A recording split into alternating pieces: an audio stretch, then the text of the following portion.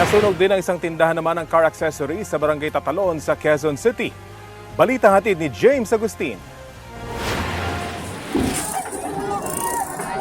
Pinagtulungan ng mga residente na sabuyan ng tubig ang sunog na sumiklab sa isang tindahan ng car accessories sa Barangay Tatalon, Quezon City pasado alas 9:40 kagabi.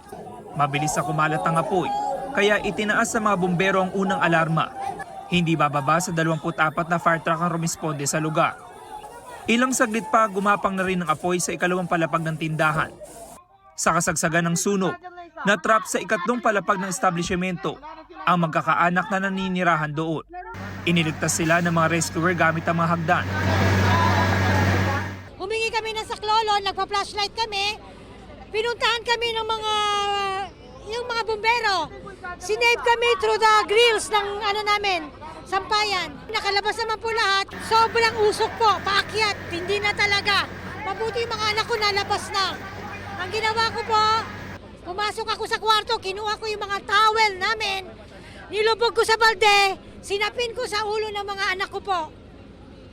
Kasi yun ang panlaban sa usok, para hindi po kami masuffocate. Napula ang sunog matapos ang halos 30 minuto. Natupok ang dalawang palapag na tindahan. Ayon sa may-ari nito, kasasara lang nila na mangyari ang insidente. Pinabuksan ko agad, yun. Nandun sa likod ang bumubulwak na apoy, patulak na ganun. Inabol namin lahat ng fire extinguisher, wala na, no choice na. Palaki na kasi light materials, mga accessories, mga plastic, mga talagang sunog agad. Laki pong kawalan sa akin po yan. Kami po, kumbaga, lugmok po kami agad ng papatayo ka pa lang, nasira ka na. Nadamay rin sa sunog ang likurang bahagi ng katabing tindahan.